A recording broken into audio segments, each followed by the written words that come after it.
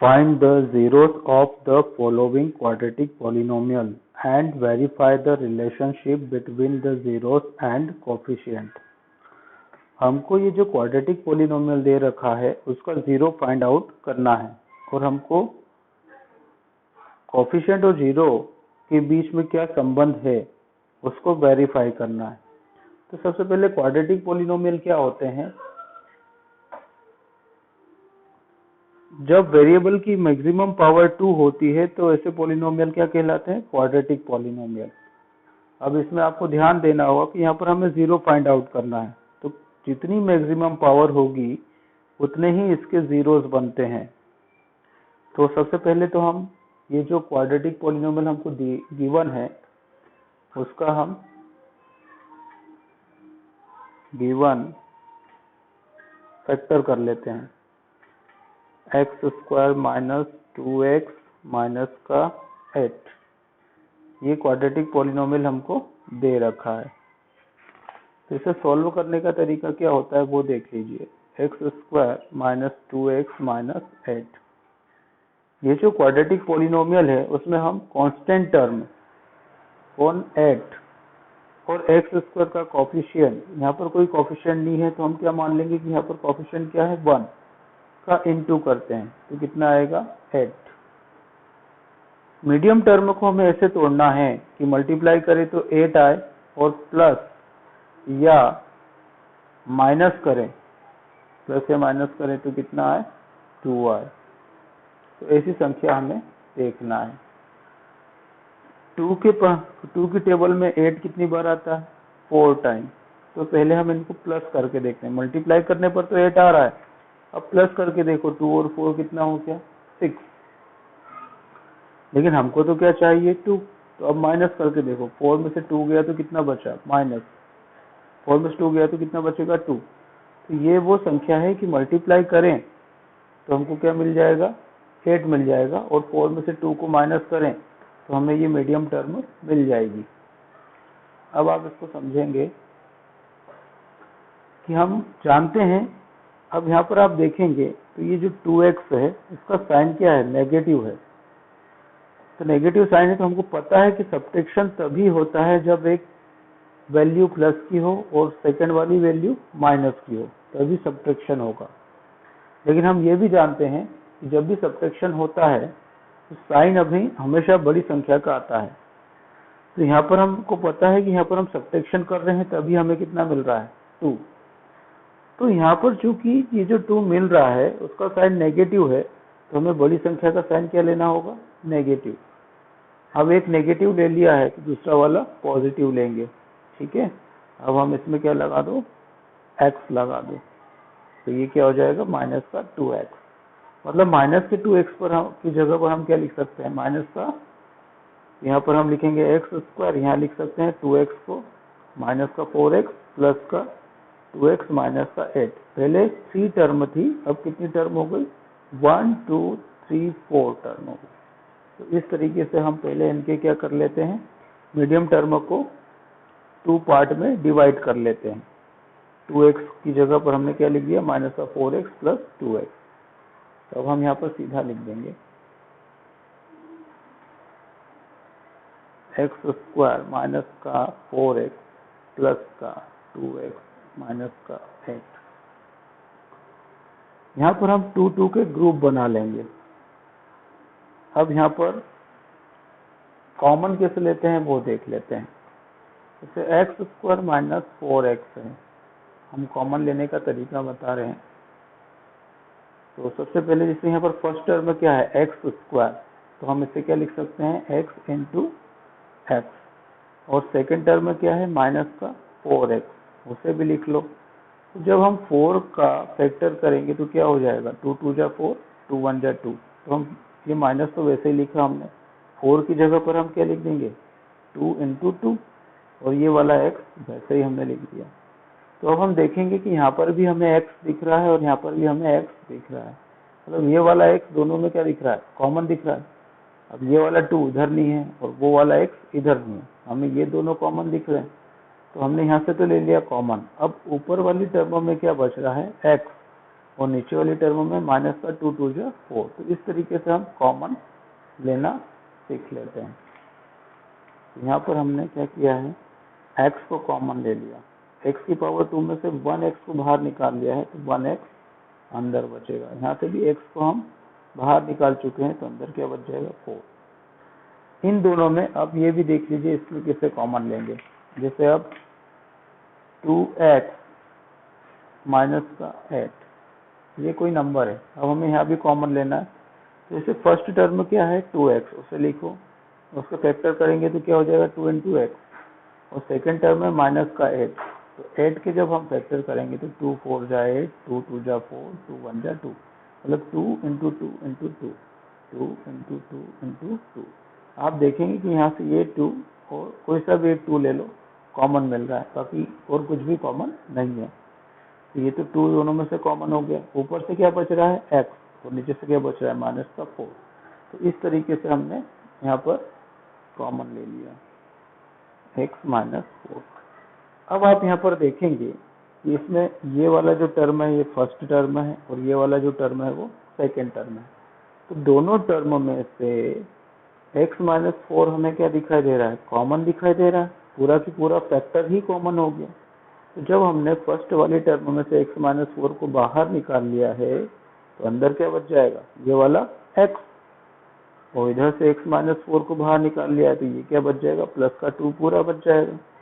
इस तरह से हमने क्या करा, क्वाड्रेटिक इक्वेशन का फैक्टर कर लिया। अब इसी से हम क्या निकाल लेंगे, 0। तो इन दोनों फैक्टर को बारी बारी से हम किसके इक्वल रखते हैं, 0 के इक्वल रखते हैं, क्योंकि हमें क्या निकालना है, 0। तो x माइनस 4 इक्वल टू 0 या x प्लस 2 इक्वल टू 0। इस 4 को इक्वल के दूसरी तरफ ले जाएंगे तो ये काय का हो जाएगा, प्लस का। इस 2 को इक्वल की दूसरी तरफ ले जाएंगे तो ये काय का हो जाएगा, माइनस का। अब इसे हम क्या नाम दे सकते हैं, अल्फा, और इसे हम क्या नाम दे सकते हैं, बीटा। तो ये पहले वाला जो x की वैल्यू है उसे हमने अल्फा नाम दे दिया और बाद वाला जो x की वैल्यू है उसे बीटा नाम दे दिया। ये क्या मिल गए, हमें जीरोस मिल गए। तो हमने क्या फाइंड आउट कर लिया है, क्वाड्रेटिक इक्वेशन के जीरोस हमने फाइंड आउट कर लिया है। अब ऑन कंपेयरिंग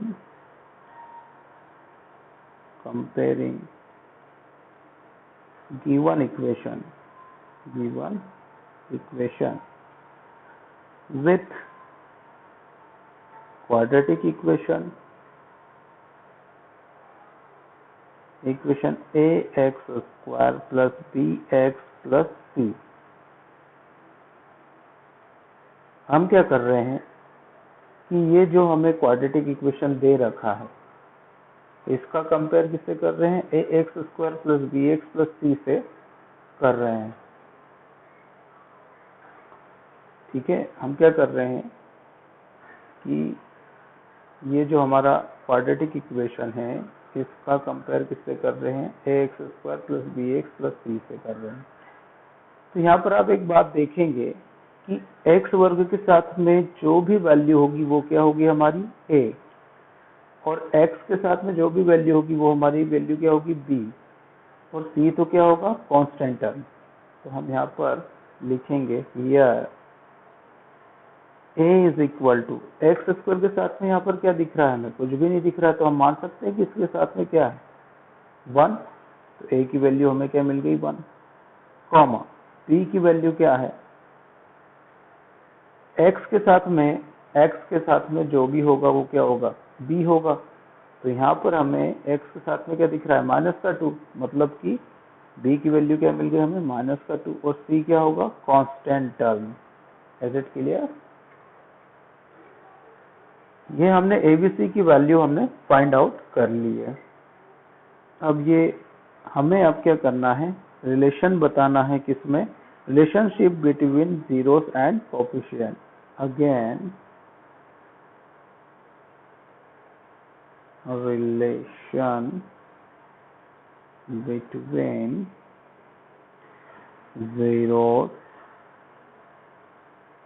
एंड कोफिशिएंट, हमने इनके बीच में रिलेशन बताना है किसके बीच में, जीरोस और कोफिशिएंट के बीच में। जीरोस कौन हो गए, 4 और -2, ये तो जीरोस निकाल लिए थे हमने। और कोफिशिएंट कौन कौन से हैं, जैसे एक्स स्क्वायर का कोफिशिएंट कौन है 1, एक्स का कोफिशिएंट -2, इस तरीके से। तो यहाँ पर हम लिखेंगे sum of roots, sum of roots, इसका फार्मूला क्या होता है, सम ऑफ रूट्स। रूट्स हमने किसको माना है, जीरो बोल लो या रूट्स बोल लो, दोनों एक ही चीज होती है।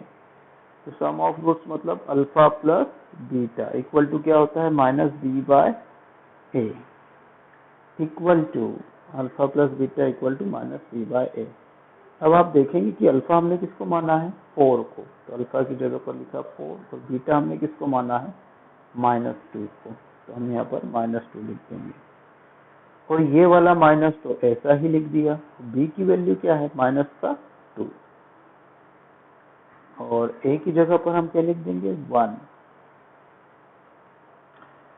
तो यहाँ पर हमको जो वैल्यू मिलेगी, अब यहाँ पर 4, अब आप देखेंगे कि प्लस और ये ब्रैकेट में -2 है, तो यहाँ पर कोई साइन नहीं है बीच में, तो हम क्या मानते हैं, यहाँ पर क्या मानेंगे, यहाँ पर इनटू का साइन है, तो प्लस और माइनस का इनटू होगा, तो साइन क्या आएगा, माइनस, यहाँ पर आ जाएगा 2। ऐसे ही माइनस माइनस प्लस का 2 हो जाएगा। अपॉन में 1 हम हटा सकते हैं, रिमूव कर सकते हैं, और जरूरत पड़ने पर लिख भी सकते हैं। तो 4 में से 2 गया तो 2 बचा, और इधर 2, तो हमें इस तरह से क्या मिला है, LHS इक्वल टू RHS। अब आपको हम बताना चाहते हैं कि जैसे ये जो है, इसमें कई बार टीचर लिखते हैं कि कोफिशिएंट ऑफ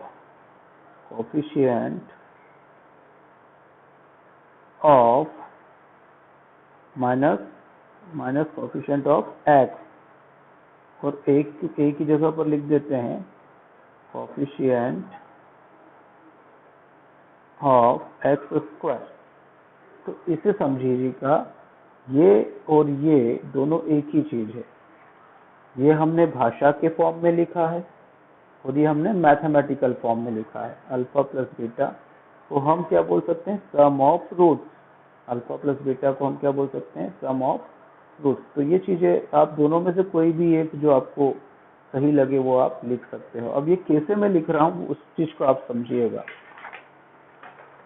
जैसे हमारा इक्वेशन होता है general equation, ax² plus bx plus c, ये होता है।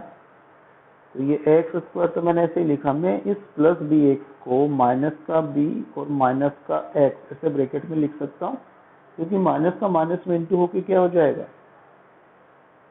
प्लस हो जाएगा, ऐसा मैं लिख सकता हूँ। हाँ, अब आप यहाँ पर समझिएगा कि हमने लिखा था फार्मूला -b/a, तो -b की जगह पर हमने लिखा था माइनस कोफिशिएंट